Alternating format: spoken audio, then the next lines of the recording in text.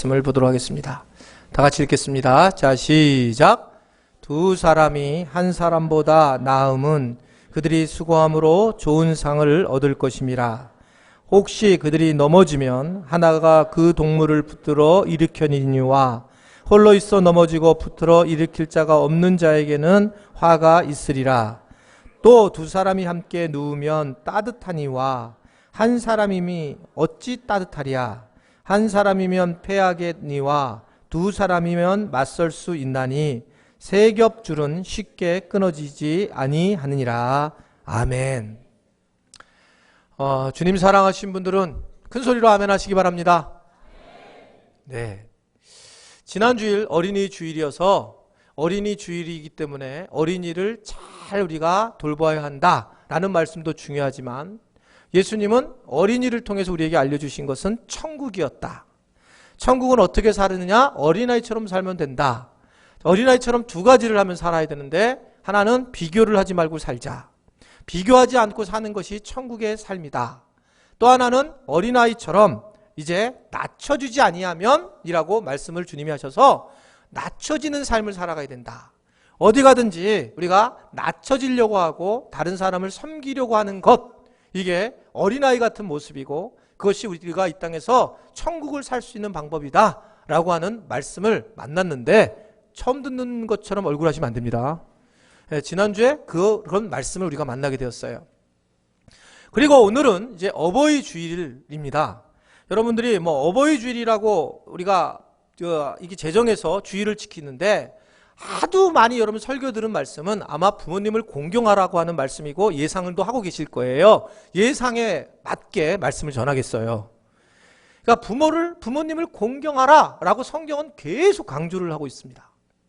특별히 이게 그 구약의 신명기부터 시작해서 신약의 에베소서까지에 이르기까지 부모님을 공경하라마는 여러 가지 다른 용어를 별로 하나님께서 사용을 안 하시고 직접적으로 말씀을 하세요. 부모님을 공경하라. 이 부분에 대해서는 여러 가지 상황을 좀 설명도 해주시면서 말씀을 전하면 좋을 텐데 성격이 좋은 부모를 공경하라든지 아니면 뭐 나한테 잘 대해준 부모님을 공경하라든지 뭔가 이래야 되는데 그게 없이 그냥 다 쫓고차 정면 승부를 하시는 거예요. 부모님을 공경하라. 자, 이렇게 딱 말씀을 하고 있는데 아니 그리고 뭐 십계명에 있는 중에 그중에 인간에 대한 말씀 중에 제일 처음도 부모님을 공경하라고 이렇게 계속 앞세우고 계시는데 왜 이 부모를 공경하라고 말씀을 하실까? 왜 이렇게 얘기할까? 자, 우리가 크게 하나 생각을 하고 이제 말씀을 좀 보고 싶은데요. 그 이유는 여러분 부모를 공경하라가 쉽겠습니까? 어렵겠습니까? 쉽다? 어렵다? 반말은 하지 마셔야 돼요. 제가 반말한다고 해서. 어려운 거죠. 쉽지 않다는 거예요. 그러니까 주님께서 뭐라 하냐면 부모님을 갖다가 너희가 공경하라고 명령령을 하고 계세요. 어렵다 이거예요. 사실은 어렵다는 거예요. 부모님을 공경하기가 결코 쉽지 않습니다. 그럼 왜 어려울까? 이걸 그냥 한번 가볍게 생각을 해볼 수 있습니다. 두 가지 이유라고 저는 생각하는데 하나는 뭐 때문에 그 부모님을 공경하는 게 어렵냐면 사실은 자녀들이 부모와의 관계를 맺는 순간에 상처를 받게 되어 있어요. 그러니까 어떤 자녀든 부모에게 무조건 상처를 받게 되어 있습니다. 그래서 부모에 대해서 애증이 자녀들은 다 있어요. 그러니까 공경하라 하면 이게 뭔가 여기서 엉키는 것들이 있으면서 공경을 해야 돼요. 그러니까 막 순수한 마음으로 다 공경이 안 됩니다. 묘하게 엉켜 있는데 혹간에 이것에 대해서 반기를 드는 분들이 계시지만 우리 자녀는 안 그렇다고 그러지만 천만의 만만의 말씀이에요. 어쩔 수 없이 자녀들은 그럴 수밖에 없다는 거죠. 왜냐하면 이게 이제 사람에 대한 연구하시는 분들은 다 이 연구를 이미 끝마친 건데 여러분 아이들이 어렸을 때 이제 부모님이 예를 들면 어머님이 만약에 막 그 방에서 음식을 막 하고 칼로 막 음식을 하다가 잠깐 이제 뭐 화장실을 가게 되면 아이들이 와가지고 그 칼을 가지고 자기도 하고 싶어 하는 게 당연하죠. 그러니까 아이도 그거를 갖다 칼을 쥐고 이렇게 하고 있다가 엄마가 그걸 보면 어떡합니까? 엄마가 와가지고 칼로리 하니? 그래, 그러면 안 되지. 칼로리 하면 안 되는 거야. 이렇게 얘기하는 분들이 1%나 될 것 같아요. 왜냐면 칼로 금방 애가 상처를 그냥 상할 수 있는데 칼을 가지고 10%는 칼을 가지고 그러니까 야! 그리고 그냥 등어리를 탁 때리면 하지마! 큰일 나다! 여비! 그래가지고 죄송해요. 성수가 튀어가지고 그냥. 그래가지고 이걸 갖다가 뭐 못하게 하는 거죠. 못하게 하는 거예요. 그러니까 근데 애들은 도저히 이해가 안 되는 거예요. 그게 위험하다라고 하는 그것까지 오는 인지 능력이 그렇게 되지 않습니다. 그런데 그렇게 얘기하니까 당황하는 거죠. 그래서 왜 혼나고 왜 내가 맞을까 이런 생각을 하게 되는 거예요. 실제로 상담을 해보면 이런 경우는 진짜 많아요. 부모에 대한 이 관계의 복잡함은 너무너무 많은데, 예전에 제가 이런 이야기를 들은 적이 있습니다. 어떤 분이 정말 어머니에 대해서 너무 마음이 상하는데 지금 어머니가 자기한테 잘못한 게 하나도 없다는 거예요. 자기 어렸을 때부터 보면 정말 잘못한 그 너무 좋은 부모님이신데, 어머님이신데 이상하게 어머니만 되면 막 속이 상하고 나를 버렸다는 생각을 갖는다는 거예요. 나를 갖다 함부로 대했다는. 한 번도 그런 적이 없는데 어머님이 말도 조심하시고 또한 항상 잘해주셨는데, 이야기를 쭉 했는데 이야기를 쭉 하다가 어떤 얘기를 이제 하게 됐냐면 이런 얘기가 나온 거예요. 어렸을 때 여러분 이게 겨울에 이렇게 난로를 떼잖아요. 난로를 떼면 그 난로에 이제 손을 이렇게 따뜻하게 하려고 하는데 애기들이 가서 난로를 만지려고 하잖아요. 그러니까 애가 이제 만지려고 간 거예요. 만지려고 갔더니 이제 부모가 계속 야 만지면 안 돼 좋게 얘기를 하죠. 그러면 너 딘다 손. 몇 번 좋게 하다가 계속 만지려면 이러면 어떡합니까? 여러분 대부분 엄마들이 애를 갖다 데리고 가고 거기서 만져보게 하잖아요. 그래 끌고 가서 야 만져봐. 그래 만져. 알았어 만져봐. 그래갖고 이 엄마도 그분도 이게 만진 거예요. 만지게 엄마가 한 거예요. 근데 이게 됐는데 진짜 뜨거운 거예요. 빨리 내리니까 이 엄마가 좀 더 고생을 시켜야지 얘가 이게 다음에는 이게 상처가 이게 안 되잖아요. 그러니까 더 거기서 뻗치게 하면서 만져봐. 그런데 이게 진짜 뜨거웠다는 거야, 자기. 이게 상처가 됐어요. 그러니까 진짜 엄마가 너무 뜨겁게, 진짜 뜨거운데 뜨겁더라고 강제로 갔더니까 이게 자기의 마음이 상하면서 이 불이 뜨거운 것에 대한 상처보다 엄마가 나를 갖다가 그렇게 더 뜨겁게 만들어 버리기에 나를 버렸구나. 이게 늘 머릿속에 있으니까 늘 어머님에 대한 마음이 속상한 마음이 있으면서 머리로는 분명히 이해가 되는데 마음은 좀 힘들더라는 거죠. 여러분 부모라고 하는 것 자체가 거의 그렇다는 거예요. 부모와 자녀의 관계가. 그래서 이걸 해결할 수 있는 방법이 뭘까? 오늘 어버이 주일에서 부모를 공경하라고 이렇게 말씀을 제가 전해야 되겠지만 부모님들이 좀 도와주셨으면 좋겠어요. 자녀들에 대해서. 이 부모와 자녀의 이 본질적인 서로 애매한 관계를 누가 해결을 해야 되냐면 자녀가 해결할 수 없어요. 오늘 여러분 자녀들이 마음이 상해가지고 그래? 이러면 이거 부모님이 나한테 잘못했구나.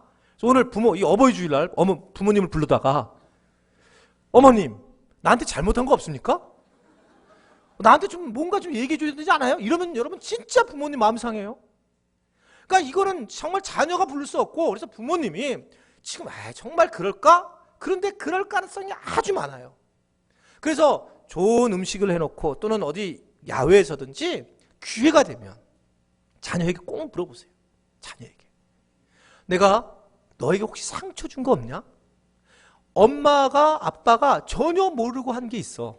진짜 너희를 위해서 한 것도 있을지 모르지만 내가 상처를 분명히 준 것 같아. 정말 미안하다 라는 것을 부모가 얘기를 해주면 그것은 여러분 뭔가 어떤 내용이랑 상관없이 그 아이는 그냥 뭔가를 나를 이해해줬다라고 하는, 그 자녀들은 이해해줬다는 그 말로 해결할 수 있다는 거예요. 이것은 어른이 된 자녀도 상관이 없어요. 애기도 상관이 없고 부모와 자녀의 관계가 이런 애매한 관계로 있기 때문에 그런 상황에서 성경이 부모를 공경하라 라고 하니까 이게 안 하다는 거예요. 막 혼돈스러운 거예요. 여러 가지 내가 지금 마음이 막 애증 관계가 있는데 부모에 대한 공경하라는 말씀은 분명히 믿지만 할 수가 없는 거예요. 그러니까 오늘 기도를 그렇게 하는 거죠. 어버이 주일날만 어머님 생각하고 아버님 생각하고 그럴 수밖에 없는 거예요. 왜냐하면 늘 이게 뭔가 내 안에 이게 해결되지 못한 안타까움이 있는 것, 이런 부분이 있다는 것입니다. 그래서 여러분 부모로 내가 공경받기 위해서는 자녀들과의 관계, 상처를 알고 사과를 할 수 있는 지혜로운 부모님들이 되시기를 주님의 이름으로 축원해 드립니다. 이걸 먼저 부모가 알으셔야 돼요. 지혜롭게. 그렇구나. 자, 또 하나는 왜 부모를 공경하기 어려울까? 부모를 공경하기 힘들까? 그 이유는 부모가 공경받으려고 하는 부분과 자녀가 공경하려고 하는 부분이 전혀 안 맞기 때문에 그래요. 자, 부모님은 이런 게 내가 공경받는 건데 자녀는 이렇게 해주는 게 공경받는다고 생각하는 거예요. 그렇기 때문에 서로 간에 이 공경이 서로 만나지를 못합니다. 따로따로 공경해 주는 거예요. 여러분 제가 어버이 주일 때마다 누누이 여러분들에게 드린 말씀이 있습니다. 누누이. 부모님이 좋아하는 게 뭐라고 그랬어요? 부모님이 좋아하시는 게. 계속 얘기했잖아요. 뭐니 뭐니 해도 money다. 그래서 부모님은 제일 좋아하는 게 돈이에요. 다시 한번 각인을 시킬게요. 한번 저를 따라서 부모님은 주님 다음에 돈을 좋아한다. 손녀가 아니에요. 돈을 좋아해요. 돈을. 자, 돈을 좋아한다. 계속 얘기해. 돈을 좋아해. 아이, 설마요. 정말 돈을 좋아해요. 이게 부모님이 돈을 좋아하는 걸 우리가 잘 모르는데 이게 문제가 되는 게 왜 그러냐면 자녀들은 그런 부모님이 돈을 좋아하는 거 아는데 돈을 탁 주는 게 마음이 힘든 거예요. 왜냐면 부모님에 대해서 뭔가 내가 선물을 드려야지 마음을 드리는 건데 돈으로 드리면 마음이 힘든 거예요. 그래서 하여튼 부모님이 별로 안 좋아하는데도 홍삼을 사고, 부모님이 안 좋아하는데 베개를 사고, 건강 베개를 사고, 부모님이 별로 안 좋아한다니까 그걸 돈 달라고 돈. 근데 계속 뭐 자기 신경 써가지고 해가지고 그거 안 한다고 또 마음이 상하고. 그 부모님은 내내 얘기를 해요. 뭐를 좋아하냐면 돈을 좋아한다 남. 근데도 그거를 못 맞추고 매일, 왜냐면 자녀의 마음은 또 이게 마음이 그런 거예요. 그냥 돈을 또 던지는 것을 뭐 함부로 대하는 것 같고. 그래가지고 뭘 또 무슨 표도 바꾸지 마요. 그냥 돈. 무슨 다른 거 하지도 마. 그냥 돈을 좋아하세요. 돈을. 이게 저도 예전에 나이가 그렇게 아직 많이 들진 않았지만 난 나이가 들면 정말 돈을 쓸 일이 없는 줄 알았어요. 근데 저희 교회 어른분들 좀 계시잖아요. 이렇게 얘기도 해보고 어른분들하고 얘기를 해보면 여러분 특별히 나이가 들어가면서 교회를 다니면 돈이 필요합니다. 교회를 다니면 돈이 필요해요. 이게요. 특별히 이제 이런 한울교회 같이 목사님이 자꾸 소고기 사달라고 하는 교회들, 그러면 이제 나이 드신 권사님들이나 이런 분들은 목사님을 대접하는 게 소원이에요. 근데 제가 이렇게 자꾸 뭐 사달라고 하니까 늘 부담이 되니까 돈을 드려야지 사주지 나를. 그러니까 이게 돈이 필요가 했는데 정말 그런 게 뭐냐면 이게 부모들이 나이가 드시면 뭐가 있냐면 품위 유지비가 있어요. 여러분 우리가 젊었을 때 돈을 벌 때는 돈을 쓸 때는 펌을 내는 겁니다. 펌. 내가 이렇게 많이 번다 딱 뿌리는 거예요. 근데 내가 돈을 못 벌어요. 근데 나이가 연세가 있어요. 근데 친구들도 만나고 여러 사람들 만나고 교회에서도 또 셀 모임도 하고 이래요. 그럼 누군가가 자기를 3번 대접을 하면 내가 이걸 대접을 안 하면 자가 죽어요. 위축이 돼요.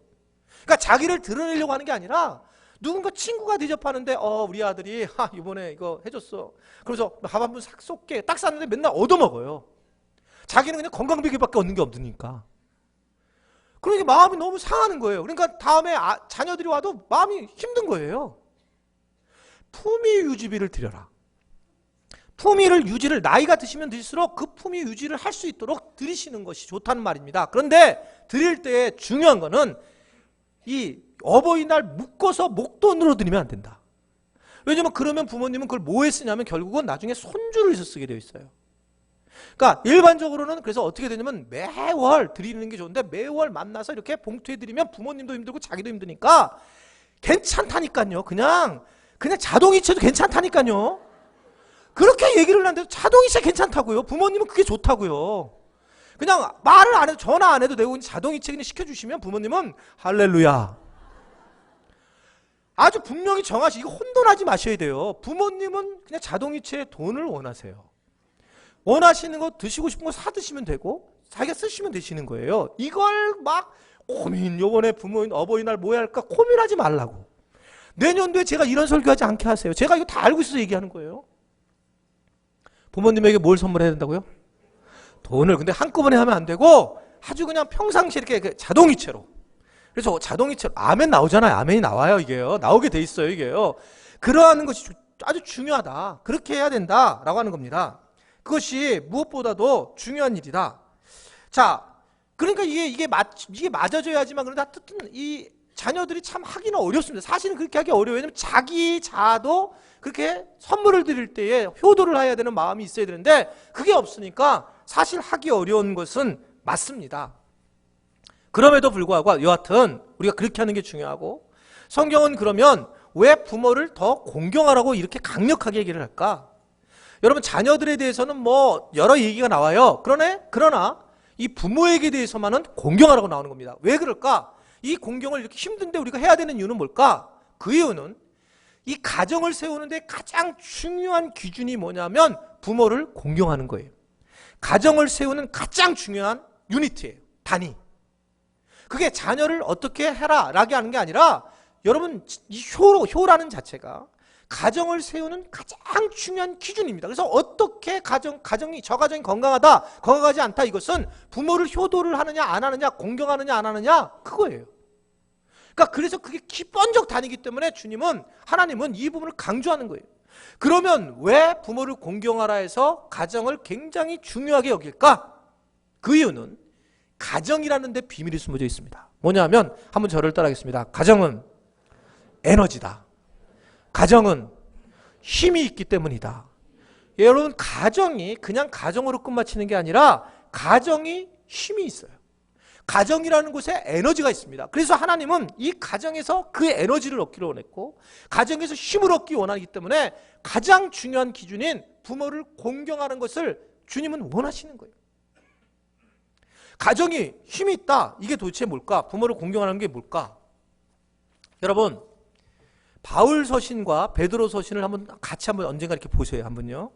사도 바울 서신을 보면 진짜 이렇게 사도 바울처럼 화려하게 헬라어를 쓰고 정확하고 명확하게 말씀을 전하는 그런 언어를 만날 수 없어요. 정말 탁월한 분이세요.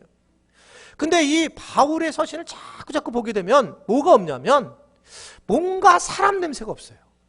그러니까 맞는 얘기입니다. 표대를 향해서 분명히 달려가야 되고 열정도 막 생기고 사도 바울을 보면 막 뜨거움도 생기고 막 선교도 해야 되겠다, 막 십자가에서 죽어야지, 막 이런 마음이 생기는데 뭔가 따스함이 없습니다.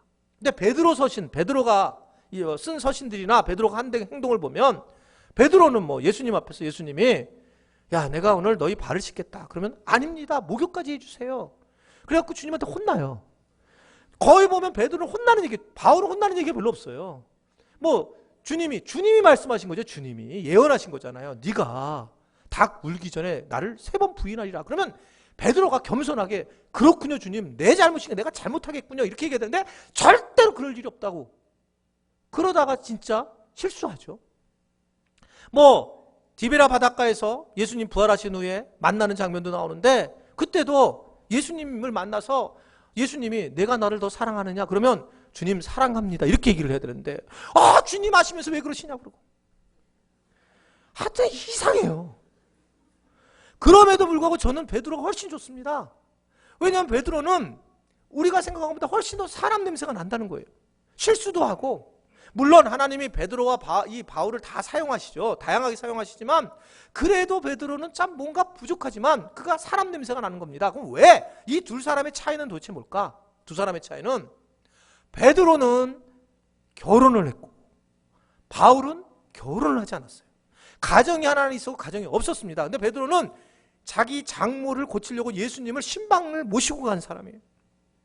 그러니까 가정을 참 중시한 사람이 누구냐면 베드로입니다. 그러니까 베드로에게는 뭔가 따스함이 있을 수밖에 없다라고 하는 거예요. 여러분, 근데 우리 사람들도 마찬가지입니다. 죄송한데 가정이 저분이 있는지 없는지를 여러분들이 싹 보면 느낄 수 있어요. 쫙딱 보면 저분은 가정이 따스하고 가정이 건강한 가정이 있는지 없는지를 보면 느낄 수가 있습니다. 그러니까 혼자 있는 사람들을 보면 정말 보면 외로워 보여요. 또는 가정에서 뭔가 힘을 못 받은 사람들을 이렇게 보게 되면 얼굴이 진짜 해골 같아요. 골고다 같이 생겼어요, 얼굴이. 가정에서 뭔가 뜨거운 사랑을 못 받은 사람들 있잖아요. 그리고 결혼할 때가 되었는데 가정을 이루어야 될 때는데 아직 이루지 못한 청년들을 보면, 우리 교회에 박규 있어요. 박규. 40이 다 된 집사님이시면서 우리 교회 아주 너무나 언제 10년 정도 다니고 이상이고 잘 아는데 삼성도 다니고 좋은 직장 다니고 33명 아파트에 살아요. 근데 우리 박애를 보면 얼마나 불쌍해 보이는지. 정말 이렇게 불쌍해 보이는 거예요. 이상하게. 근데 우리 교회 전하을이 있는데 걔는 얼마 전에 결혼하고 나니까 얘가 막 풍요롭게 보이는 거예요. 아니 변한 게 없어요, 별로요. 이게 왜 그럴까? 이렇게 볼 때에 가정이라는 것이 얼마나 힘을 쏟게 하는지. 정말 가정은 중요한 거구나 라고 하는 것을 분명하게 알 수 있단 말입니다. 가정에서 힘을 얻는 사람은 에너지가 있습니다. 활기가 있어요. 가정에서 막 건강함을 얻는 사람들은 이 세상에서 회사에 나가서 사람들을 만날 때 자신감이 있고 뭔가 에너지를 얻고 살아가요. 근데 가정이 있거나 가정이 있음에도 불구하고 가정이 그 힘을 못 주거나 또는 가정을 가져야 될 때 못 가지게 되면 정말 어려운 마음이 사실은 있어요. 그거 참 힘든 일이란 말입니다. 그러면 정말 그러냐? 오늘 여러분 본문 9절 말씀을 보세요. 9절 말씀. 자, 보겠습니다. 자, 시작. 두 사람이 한 사람보다 나음은 그들이 수고해서 좋은 상을 얻을 것임이라. 두 사람이 한 사람보다 낫다. 낫죠. 뭔가를 공동체를 이루는 것과. 그런데 그들이 수고한다는 거예요. 여러분 가정을 세우러 나가는 거, 부부가 같이 산다는 거 수고해야 돼요. 힘들어요, 사는 거예요. 근데 좋은 상을 얻는다. 이 좋은 상이 뭐냐? 저는 볼 때 이것이 에너지 같은 거다. 힘이다. 하나님이 복을 주시는 거다. 라고 하는 것을 생각할 수 있다는 거죠. 자, 그러면 이 가정이 힘이라면 다시 한번 저를 따라하겠습니다. 가정은 에너지다. 가정은 힘이다.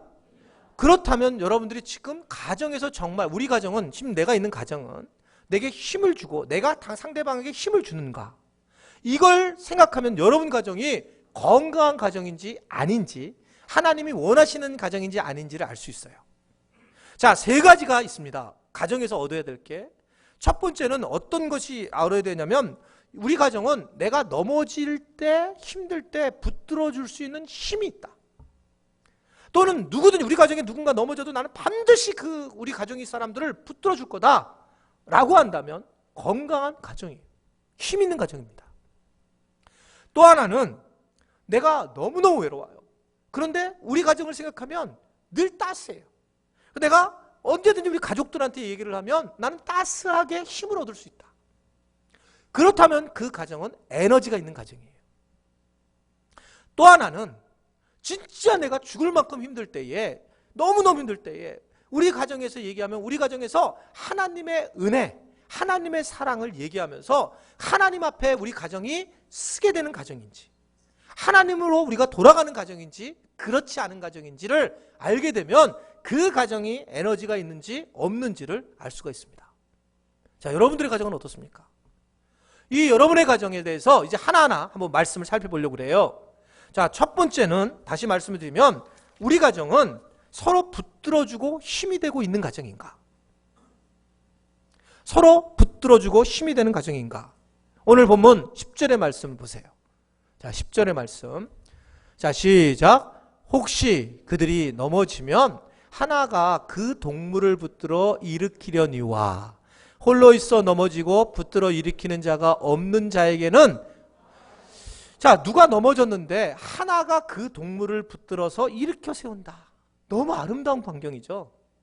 그러니까 누가 넘어졌어요. 자기의 공동체에서 교회라든지 가정공동체 마찬가지인데 넘어졌는데 가서 그 동무가 가서 불러 일으켜 세운다는 거예요. 이게 하나님이 원하시는 공동체거든요.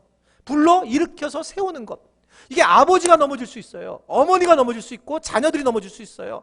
아니 할머니 할아버지가 또 넘어질 수도 있어요. 그럼에도 불구하고 서로 가서 붙들어 일으켜주는 가정. 힐난을 하지 않고 붙들어주는 그런 가정이에요. 진짜 힘들어요. 누군지는 모르겠어요. 더 나이가 먹어서도 아니고 더 젊어서도 아니고 누군가가 넘어졌을 때 그냥 붙들어주는 가정. 그 가정에는 에너지가 있다는 거죠. 에너지가.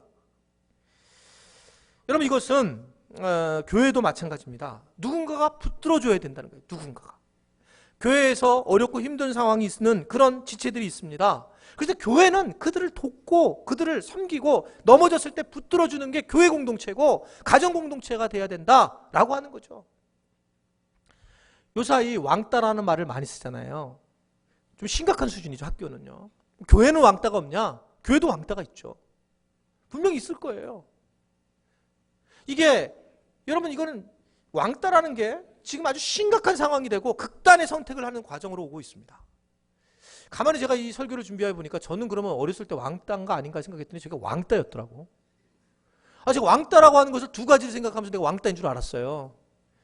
저는 어렸을 때 제 나이에 소위 말하면 유치원 출신이 별로 없습니다. 저는 유치원 출신이에요. 할렐루야. 유치원 출신. 유치원에 이제 있었는데 근데 유치원이 좋은 유치원이 아니라 적십자 유치원이에요. 아마 적십자라는 단어는 그 당시에 어렵고 힘든 사람들 모아놓은 그 유치원이었는데, 제가 왜 적십자 유치원인지를 지금 정확히 기억하냐면 그때 부른 노래를 기억하는 게 있어요. 보랏빛 고운빛 우리 집 문 뱉고 꽃 중에 작은 꽃 안질방이 갑니다. 적십자 유치원 적십자 유치원. 그래서 내가 적십자 유치원 출신이구나, 그걸 알았어요. 근데 적십자 유치원 출신에 그럼 제가 친구들이랑 좋았던 걸 기억을 해야 되는데, 그때 어떤 기억이 나냐면 문 앞에서 늘 끝날 때마다 누나가 오기를, 문 앞에 이렇게 창살 붙들고 늘 울면서 그러니까 누나가 언제 오냐고 그 기억만 남아있어요. 애들이랑 논 기억이 별로 없고, 아마 왕따였으리라. 왕따였던 것 같아요, 제가요. 근데 왜 또 하나의 증거가 저한테 있냐면 뭐냐면, 제가 어렸을 때 중학교 이후부터 친구들이 엄청 많아졌어요, 그때부터는요. 근데 중학교 전까지 제가 놀았던 것은 거의 개미하고 놀았어요, 개미. 거의 개미한테 오줌 놓고, 뭐 개미 가지고 이렇게 이렇게 요입당하고 혼자. 그때 개미를 보고 묵상할 수 있는 힘을 키웠어요, 제가. 그때 진짜 그러니까 보니까 그때까지인가, 그러면 내가 적어도 초등학교 때까지는 왕따를 당했구나, 이런 생각을 할 수밖에 없는 거예요. 근데 그때만 해도 힘을 얻을 수 있는 게 가정이 또는 교회가 순수했고 받아준 거예요, 저를요. 그러니까 내가 아마 회복을 쉽게 할 수 있었지 않았는가라는 생각을 해서, 뭐 그때부터 중학교 고등학교 때부터는 아까 말씀드린 것처럼 그런 일이 없었는데, 지금은 여러분, 지금은 이게 어려운 거예요. 더 아이들이 더 외롭고 더 삭막하기 때문에, 특별히 가정에서나 교회에서나 왕따가 된다면 굉장히 어렵단 말입니다. 이게 아이 중에 교회 왔는데 아이들이 힘들어해요. 분명히 제가 문제가 있단 말입니다. 보면 좀 정상적이지 않을 수 있어요. 그런데 그 아이를 만약에 야, 너 그 애랑 놀지 마라, 뭐 이렇게 왕따를 시키면, 여러분 요새 아이들은 이 왕따가 심각한 상황이 되는 거예요. 여러분 수원에 있는 교회들 중에서 여러분 왕따 당해서 큰 문제를 일으킨 교회가 없는 것 같아요? 신문에만 안 난 거예요. 저는 알잖아요. 같은 목사님들이 있으니까. 실제로 굉장히 심각한 상황을 교회 안에서도 하고 있다고요. 그러니까 여러분들 자녀들 중에 혹시라도 다른 아이들 왕따 시키는지를 보셔야 돼요. 교회가 그걸 왕따를 시킨다라든지 가정에서 그걸 그냥 놔두게 한다면, 여러분 이건 큰 죄악이에요. 그래서 어떻게든 힘든 아이를 갖다가 함께 도우고 섬기게 해야지. 여러분 지금 안에 그렇지 않으면 요 사이들은 이런 왕따를 당하면 나중에 자기를 목숨을 해야 하는 일까지 실제로 일어나게 된다는 거죠. 그러니까 우리가 이 부분에 대해서 잘 이해해야 되는 것, 그래서 이 가정과 교회를 잘 이해를 하셔야 된다는 거죠. 몇 개월 전에 제가 한번 이 얘기를 한 적이 있어요. 저희 교회에 어떤 그 교수님 가정이 등록을 했습니다. 뭐 저가 아는 목사님을 통해서 온 가정이었어요. 등록하고 그날 오후에 등록 취소를 했어요. 당일날 아주. 등록 취소한 이유는 이거였습니다. 우리 교회가 그때 여기 방방이 있어가지고 이 새가족실에서 이렇게 있어서 이제 새가족 등록하는 사이에 자녀들이 있었는데, 자녀들이 방방에 올라가가지고 자녀들이 이제 뛰다가 뭐 애가 뭐 하여튼간 확언 정확하게 진실은 나중에 밝혀지지 않았어요. 근데 어떻든 뭐 애가 우리 교회는 한 명이 때렸다는 거야, 살짝. 근데 어떻게 교회가 애들끼리 때리게 놔두냐. 나중에 정확한 정보에 의하면 걔도 때렸다는 얘기는 있어요. 그것 때문에 교회를 취소를 하는 거예요. 등록 취소. 난 세상 태어나면서 당일날 등록 취소 또 처음 들어봤어. 근데 가만히 생각해보고 이제 시간이 지나면서 생각을 해보니, 등록 취소를 하려면 어른이 어른을 때리면 취소해야 됩니다. 여러분이 등록했는데 딱 어떤 남자 집사님 일로 와봐. 그한테 딱 때렸어요. 그럼 취소해야죠. 근데 애가 애를 불렀는데 취소를 해. 애를 여러분 애들은 때리기도 하고 맞기도 하고, 그게 여러분 교회 아이들이라고 애들이 뭐 권사고 교회 애들이 무슨 장로님입니까? 교회 애들은 그냥 애예요. 그냥 애들끼리 싸우고 뭐 코피나 주고 뭐 떠트리고, 이게 너무나 당연해. 그러면서 아이들이 믿음이 자라가는 거지. 애들이 어떻게 뭐 애들을 갖다 어른처럼 만드는 거, 이건 아니라는 거죠. 그럴 수 없다는 거예요. 그렇게 하면 힘들다는 겁니다. 우리가 여러분 무엇보다 힘이 돼줘야 되는데, 힘이 되어주지 않고 아이들에 대해서 함부로 우리가 어른의 입장에서 그들을 내팽개칠 때가 얼마나 많은지 몰라요. 나는 그 아이들이, 그 부모님이 한 것에 대해서 아이들이 결코 도움받지 못했다고 생각해요. 혹시 등록하신 거 아니야, 다시? 어떡하지? 나 그 얼굴 몰라요, 제가. 등록한 것 같은데, 다시.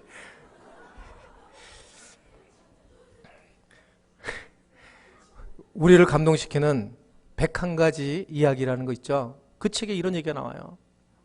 어느 날 딸이 머리를 빡빡 깎고 온 거예요. 그래서 엄마가, 야, 너 나한테 지금 거부하는 거야? 나한테 지금 네가 항거하는 거냐? 그러면서 막 속이 상했어요, 어머니가. 왜냐면 딸이 머리를 빡빡 깎고 와가지고.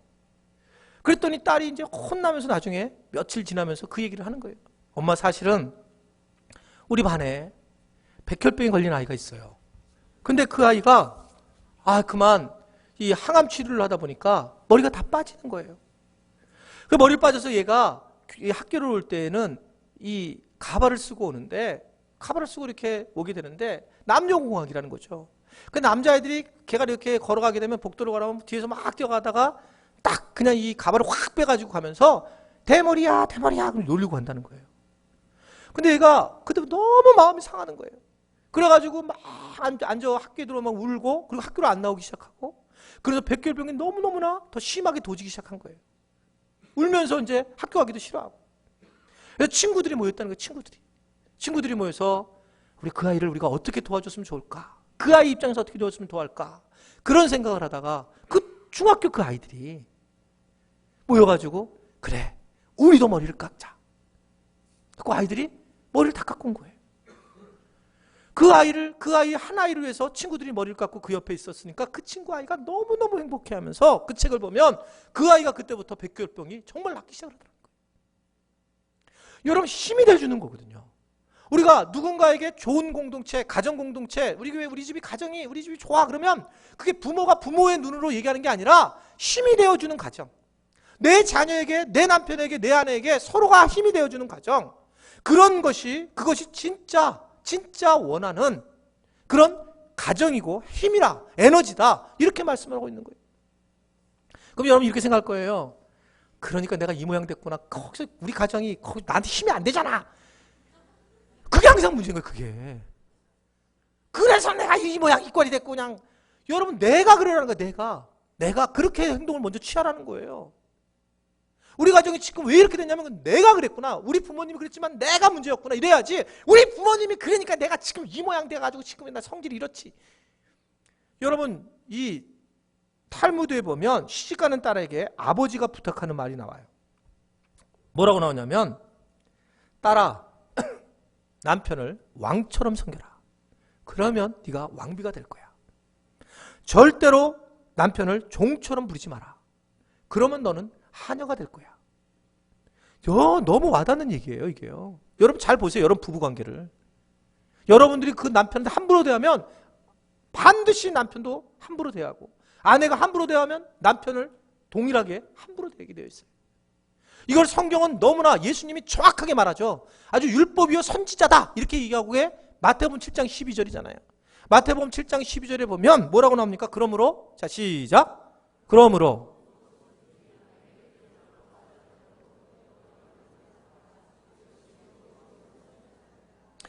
남에게 대접을 받고 오자는 대로 너희도 남을 대접하라. 그래서 서로 힘이 돼야 된다. 힘이 돼야 된다. 가정은 가족을 붙들어주는 힘이 될 때의 가정이에요. 가만히 놔두는 게 아니라 힘이 서로 돼야 된다라고 하는 겁니다. 그래서 서로 가정을 붙들어줘야 되는데, 그 가장 중요한 핵심이 뭐냐면 부모를 공경하라가 가장 중요하다는 거예요. 그 가정에서.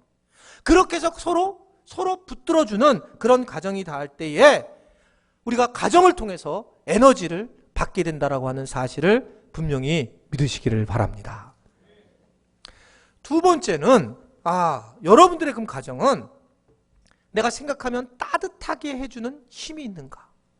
나는 우리 가정을 생각하면 너무 따스해요. 그 따스함에 힘이 있는가? 손들게 하고 싶어요. 손들게 하고 싶어요. 따스한 분 한번 손 들어보세요. 차가운 분 손 들어보세요. 이렇게.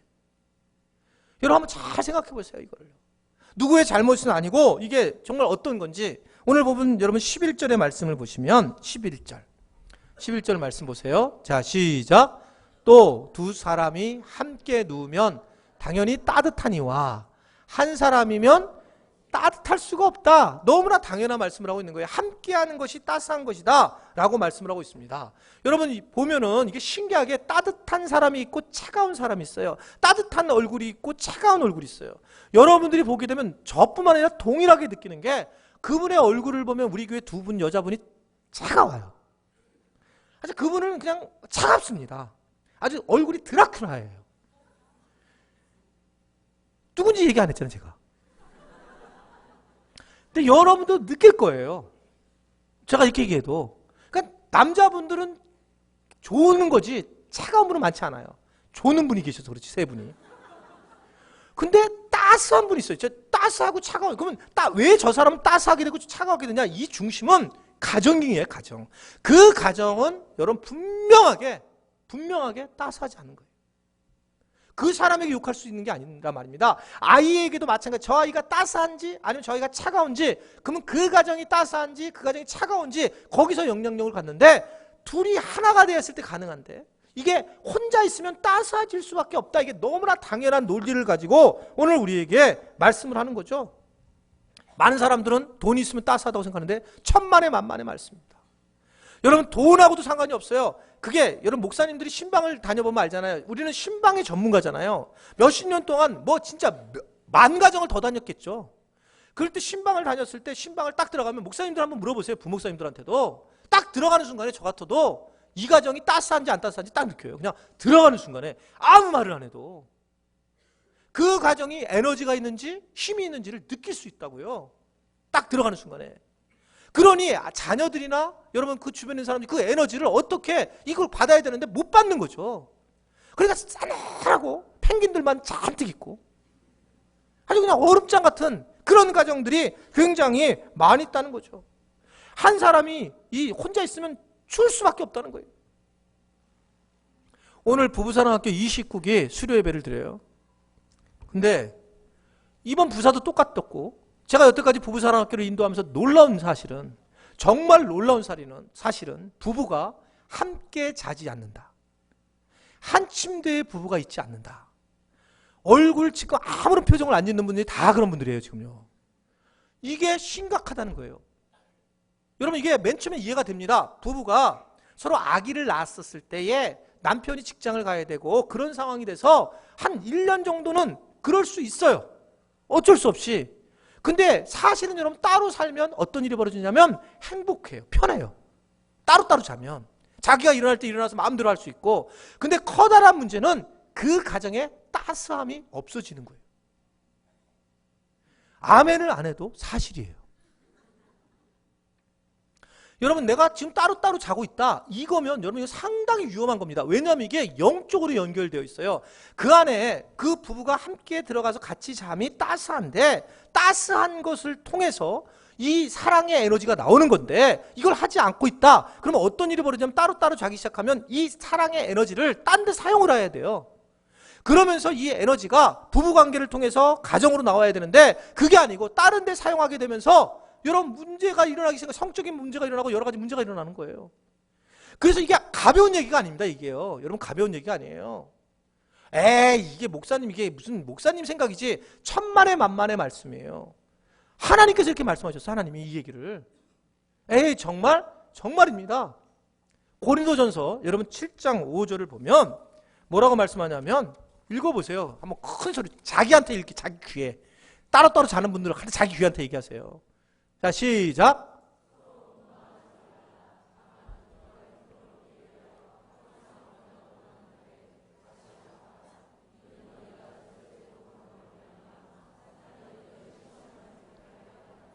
결혼하신 부부들은 저를 한번 따라하겠습니다. 나는 오늘부터 둘이서 꼭 껴안고 반드시 자리라. 아멘이세요? 청년들은 아멘 하지 마세요. 청년들은 껴안고 자면 안 됩니다. 그건 죄예요. 근데 부부들은 이거는 여러분 상당히 영적 싸움이라는 거예요. 지금 뭐라고 그러냐면 사탄이 너를 시험하는데 뭐냐면 절제를 뭘 못하냐면 사랑에 대한 절제를. 이게 굉장히 중요한 얘기를 하고 있는 거예요. 굉장히 중요한 얘기. 그래서 반드시 같이 자야 되는 거예요. 반드시 같이 자야 되고 그렇게 해줘야 된다라고 하는 것을 말씀하고 있습니다. 왜냐하면 여러분 우리 존재가 원래 외로운 존재인데 그 외로움을 같이 하나가 돼서 만들어 주셨는데 그것을 같이 안 하게 해야 되고 혼자 놓으면 굉장히 속상해하는 거예요. 같이 안 있으면 그냥 굉장히 화가 나 있습니다. 늘 부부가. 가만히 생각해보세요. 따로 분방하시는 분 생각해보세요. 화가 나 있죠. 배우자들이. 아멘 안 하는 분들이 다 그런 분들이거든요. 지금요. 화를 내요. 서로. 왜냐하면 따스함이 없으니까. 둘이 자야지 당연히 따스하다라고 그렇게 말씀하고 있습니다. 여러분 사람들은 참 독특한 게 가장 가까운 사람에게 잘해줘야 돼요. 가장 가까운 교인들에게 잘해줘야 되고 가장 가까운 지체들, 가장 가까운 가족들에게 잘해줘야 되는데 이상하게 우리는 사람은 가장 가까운 사람에게 함부로 대하는 경우가 있다고요. 그러면서 거기서 에너지를 얻어가야 되는데 오히려 자녀들을 함부로 대합니다. 부모를 함부로 대하고 남편을 함부로 대하고 아내를 함부로 대합니다. 그러면서 따스함을 잃어버리는 거예요. 가정에서 따스함, 교회 안에서 따스함을 잃어버리는 경우가 참 많이 있다는 거예요. 저는 이렇게 보게 되면 부모와 자녀들 관계도 마찬가지로 생각하는데 어린 시절에 부모가 아이들을 함부로 대합니다. 여러분 함부로 대해요. 자녀가 어리니까. 근데 이게 그래서 아이가 원하는 방식으로 안 해줘요. 그러니까 아이들이 언제 뒤집어지냐면 대학 들어가면 자기 자가 딱 쓰면서부터 뒤집어지는 거예요. 함부로 자기를 대해주지 자기 방식으로 대해주지 않고 부모 방식으로 대해줬기 때문에. 그래서 이게 언제 원수를 갚느냐면 부모님이 연세가 들어서 이제 오래됐을 때 그때 자녀가 부모를 함부로 또 대합니다. 부모님은 자주 오라는 거예요. 전화를 하라. 절대 자주 안 가고 절대로 전화도 안 해요. 그래서 철저하게 응징을 해요. 여러분 보세요 이게요. 그래서 이게 당연한 건데도 당연하게 안 합니다. 그래서 서로 함부로 대하면서 이런 일을 경우가 많이 있다는 거예요.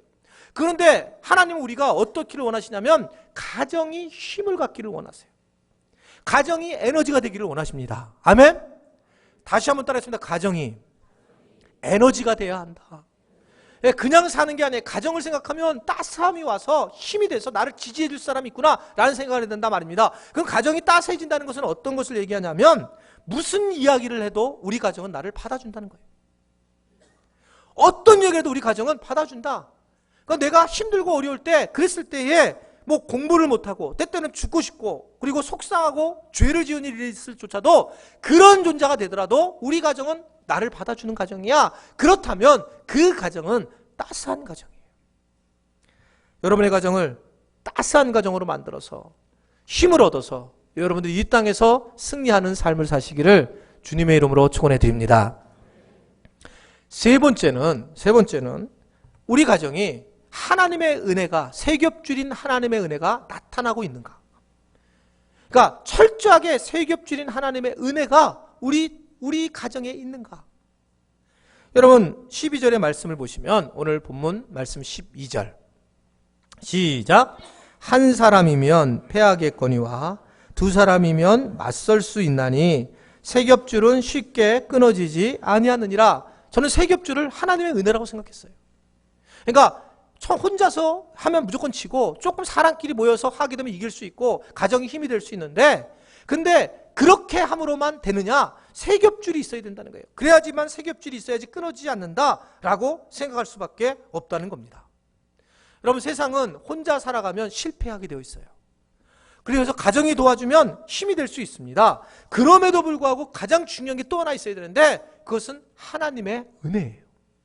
우리 가정은 하나님의 은혜를 이야기하고 있는가? 아빠가 잘나서 돈 많이 벌었느냐? 엄마가 훌륭해서 가정을 잘 이끌었느냐? 그런 얘기가 아니라 우리 가정은 하나님의 은혜다. 모든 게 하나님의 은혜로 된 거야 라고 만약에 그 가정이 움직이게 된다면 그 가정은 결코 끊어지지 않는다는 거죠. 제가 부부사랑학교를 이렇게 오랫동안 하면서 몇 번 이 얘기를 했는데 부부를 회복시켰어요. 회복시켰더니 부부가 서로 친해졌는데 서로 간에 친해지지 않을 때는 열심히 저쪽에 앉았고 저쪽에 앉아서 나왔는데 부부 사랑학교를 딱 하고 회복시켰더니 둘이서 여행 갔어요. 주일날. 그때 정말 실망했어요. 제가요. 이거 하지 말아야 되나 보다. 그러니까 인간들은 이게 조금 자기네끼리 관계가 좋아졌더니 하나님이 빠져버리는 거예요. 하나님 빠지고 둘이서 그 다음에 교회를 안 나오고 몇 번 안 나오더니만 쭉쭉 나오더니 그 다음에 또 싸우게 되지. 하나님이 없으니. 왜냐면 끊어지니까. 그때 제가 안 것은 역시 하나님이 세워주셔야 되는구나. 가정에 하나님의 은혜가 있어야 되는구나. 하나님이 은혜가 있으면 그 가정에 끊이지 않는데, 그렇다면 이 하나님의 은혜를 어떻게 해야 될까? 그 말씀을 생각하면서 왜 하나님은 부모를 공경하라고 명령을 하셨을까까지 떠오르더란 말입니다. 부모를 왜 공경하라고 명령을 내리셨을까? 그럼 부모에게 뭔가 힘을 준 거 아니에요. 부모가 어떤 상황이라도 부모를 공경해라. 이 말씀은 부모에게 뭔가 파워를 줬다는 건데, 그 부모는 공경을 받을 때 뭘 공경을 받으려고 할까? 그때 부모가 할 수 있는 말이 있다는 거죠. 부모는 윗사람입니다. 그러니까 부모가 뭔가 요구할 수가 있어요. 부모를 공경하라고 했을 때. 그때 뭘 요구할까? 많은 분들이 엄마, 나 아빠, 내가 크게 되면 엄마, 아빠 무슨 뭐 행국에 시켜줄게. 절대로 시켜주지 않을 거예요. 그렇게 뜬구름 잡고 얘기하면. 근데 그래, 해우이 형, 내가 너 펀드다. 웃기는 소리예요. 여러분, 해외여행을 가든 아니면 여러분들이 원하시는 걸 자녀들한테 하려면 어떻게 되는 줄 아세요?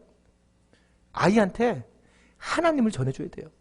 걔가 부모를 공경하는 마음이 딱 돌았을 때, 아니야, 엄마는, 아빠는 네가 결코 하나님을 저버리지 않으면 돼. 그리고 우리가 모였을 때, 야, 너도 모이고 둘째 모였을 때 나는 예배 드리는 게 나한테 효도하는 거야. 나는 공경받으려면 너희들이 와서, 우리 가족들이 와서 예배를 드리는 거야. 이게 내가 좋아하는 거다. 내가 공경받는 거 이거야. 여러분, 그 얘기를 해줘야 되는 거예요. 나는 진짜 내가 가장 행복한다는 게 뭐냐면 네가 새벽 기도를 나가는 거란다. 그러면 그렇구나, 우리 어머니가 이러면서 어머니의 기도를 생각하고 어머니의 사랑을 생각하고, 그리고 가정에 하나님의 은혜를 이렇게 중심으로 살아가게 만드는 건데, 그걸 할 수 있는 사람은 누구냐면 부모님이시니까 주님은 뭐라고 했냐면 부모님을 공경하라 라고 명령을 하고 계시다는 거예요. 공경을 내가 받으려면 뭐냐면 하나님 은혜로만 사는 거다. 이거를 가르쳐라. 이 땅의 부모님들에게 말씀드린 겁니다. 부모님의 어버이 주일이라고 해서 어버이를 공경하라는 것으로 끝마치는 게 아니라, 어버이가 공경하라는 힘을 가지면 뭐 했을 거라는 걸 생각해 보시란 말입니다. 그것은 우리 가정에 적어도 자녀가 우리 예수님 잘 믿어야지 이러면 안 돼요. 그러나 그 부모가 우리가 예수님을 잘 믿는 가정이 돼야 되겠다. 우리가 예수님 앞에 예배를 드리고 가정 예배를 드려야 되고, 우리 가정이 이제 밥 먹을 때 적어도 한 명씩 돌아가면서 기도하자.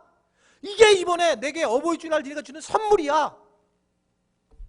그런 가정은 하나님의 은혜가 있는 가정입니다. 그러면 하나님이 그 가정을 지켜주시고, 그 가정에서 나오는 힘과 에너지는 상상할 수 없는 에너지인 거예요. 그런 사람은 세상에 어디 가든지, 학교를 어디 가든지, 어떠한 과정을 겪고 어려움을 겪고 성장하든지 간에 밝은 스리방과 같은 얼굴이 되고, 그리고 어딜 가든지 영향력을 미치고 어딜 가든지 능력을 발휘하는 그런 하나님의 사람이 되는 거예요. 여러분, 가정은 에너지입니다. 가정은 힘이에요. 가정에는 그냥 살아라고 주님이 만드신 것이 아니라 에너지요 힘이라는 걸 분명히 믿으시기를 바랍니다. 그러기 위해서 가정은 무엇이든지 내 편이 돼야 돼요. 어떠한 일이든지 내 편이 되는 그런 가정. 어찌하든지 간에 가정은 무엇보다 따스함을 느껴야 돼요. 내가 가정 생각하면 따스함. 그런 느끼는 가정이 돼야 되고, 하나님의 은혜가 계속 입술을 통해서 전해지는 가정이 돼야 된다는 걸 믿으시기를 바랍니다. 말씀 마치려고 하는데, 혹간에 여러분 이렇게 생각하시면 안 됩니다.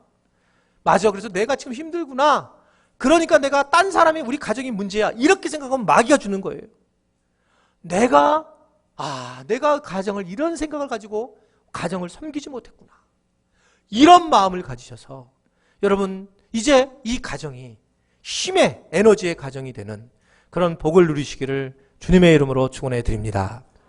이 시간 우리 잠깐 한 2분 정도 기도하기 원합니다. 말씀을 생각하시면서, 하나님, 내가 오늘 이 말씀을 보니 내가 정말 가정을 그냥 내팽개치고 하나님 주시는 그 은혜의 복을 누리지 못했습니다.